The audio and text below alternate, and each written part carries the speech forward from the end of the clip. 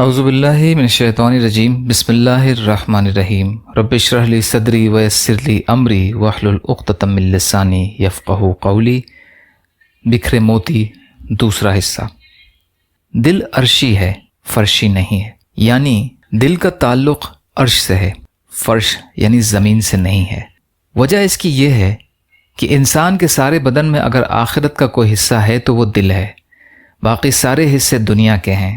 ہاتھ، پیر، دماغ، سر، یہ سب دنیاوی حصے ہیں، صرف ایک ہی حصہ ہے جو آخرت کا ہے۔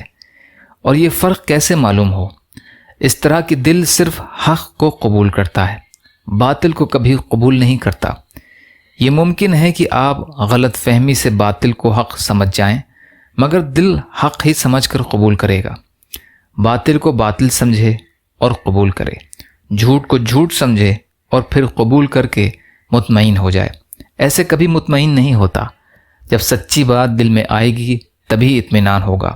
ملمہ سازی سے آپ جھوٹ کہتے رہیں، دل کبھی مطمئن نہیں ہوگا۔ برائی کی بات کریں تو دل مطمئن نہیں ہوگا۔ چور چوری کرتا ہے لیکن اندر سے اس کا دل ملامت کرتا ہے، یہ بہت بری حرکت کر رہا ہے۔ اب چاہے نفس مانے یا نہ مانے، مگر دل اعلان کر دیتا ہے کہ یہ بات بری ہے۔ آپ کسی کو بری نگاہ سے دیکھیں، دل ملامت کرے گا کہ غلط ہے، ناجائز کام ہے، بدنگاہی مت کرو، تو دل ملامت کرے گا اور آپ دیکھیں گے دل میں گھٹن ہوگی کہ بہت بری حرکت ہے۔ تو دل جب بھی قبول کرتا ہے حق کو قبول کرتا ہے، باطل کو، جھوٹ کو، فریب کو کبھی قبول نہیں کرتا۔ تو اس سے زیادہ مخلص کوئی دوسرا نہیں ہے کہ سچائی کا ماننے والا ہے، جھوٹ اور باطل کو ماننے والا نہیں ہے، بخلاف اور حصوں کے کہ وہ سچ بھی قبول کرتے ہیں، جھوٹ بھی، حلال بھی قبول کرتے ہیں، حرام بھی۔ اسی ہاتھ سے آپ پاک کمائی اٹھا لیں گے اور ناجائز کمائی، چوری، ڈکیتی کی، وہ بھی جب اٹھائیں گے تو ہاتھ میں چھپے گی نہیں، ہاتھ اسے بھی پکڑ لے گا۔ دل قبول نہیں کرے گا مگر ہاتھ قبول کرے گا۔ حلال کی کمائی رکھ دو تب، حرام کی رکھ دو تب، دونوں کو لے کر گھر چلا آئے گا۔ منہ میں آپ کچھ ڈالیں تو جیسی لذت حلال چیز کے کھانے سے آئے گی ویسی لذت حرام کی کمائی سے بھی آئے گی۔ مٹھائی اگر حرام کی ہے تو یہ نہیں کہ وہ کڑوی ہو جائے، ویسی میٹھی لگے گی جیسی حلال کی مٹھائی۔ زبان دونوں کو قبول کر لیتی ہے، حلال کی مٹھائی کو بھی، حرام کی مٹھائی کو بھی۔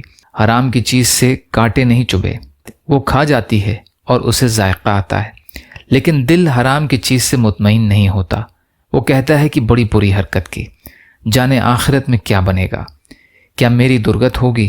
اسی طرح سے پیر ہیں، جس طرح سے آپ کو مسجد کی طرف لے جاتے ہیں، اگر کوئی شراب کی دکان کی طرف جائے گا پیر اسے بھی لے جائیں گے۔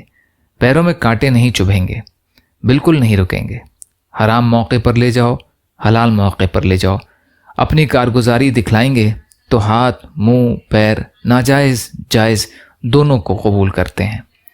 اس آنکھ سے اگر اپنی ماں اور بیوی کو دیکھے تو پاک نگاہ ہوگی، لیکن اجنبی عورت کو دیکھے ناپاک نگاہ ہوگی، مگر آنکھ دونوں کو دیکھ لے گی۔ اجنبی عورت کے دیکھنے میں آنکھ کے اندر کانٹے نہیں چھپیں گے، وہ ویسی ہی لذت لے گا جیسے حلال عورت کو دیکھنے میں لذت آتی ہے، لیکن دل مطمئن نہیں ہوگا۔ دل کہے گا کہ بڑی غلط حرکت کی، اللہ جانے آخرت میں کیا خامیازہ بھگتنا پڑے۔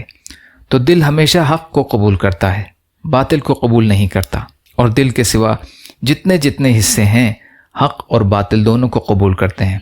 اس سے معلوم ہوا کہ حق کا حصہ صرف دل ہے، باقی حصے حقانی بھی ہیں، باطل پرست بھی ہیں، نیک بھی ہیں، بد بھی ہیں، انہیں حق بات سے کوئی خاص تعلق نہیں۔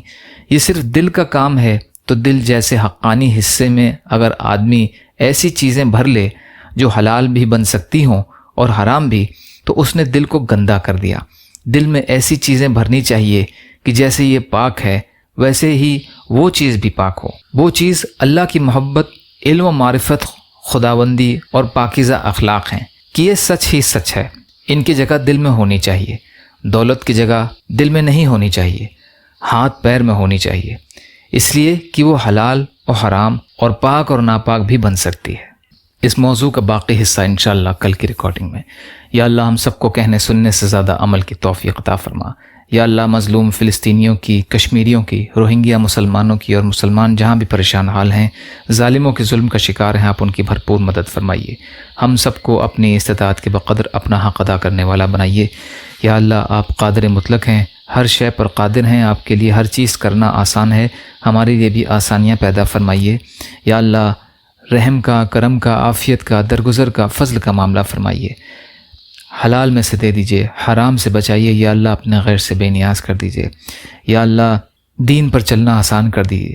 یا اللہ جنت میں جانے والا بنا دیجئے، جہنم سے بچنے والا بنا دیجئے۔ یا اللہ جو مانگا وہ بھی عطا کر دیجئے، جو مانگنے سے رہ گئے وہ بھی عطا فرمائیے۔ اللہم لا تسلط علینا من لا یرحمنا ولا یخافک فینا، اللہم اجرنی فی مصیبتی واخلف لی خیرا منہا، ربنا تقبل منا انک انت السمیع العلیم برحمتک یا ارحم الراحمین۔ لا الہ الا اللہ محمد رسول اللہ۔ السلام علیکم۔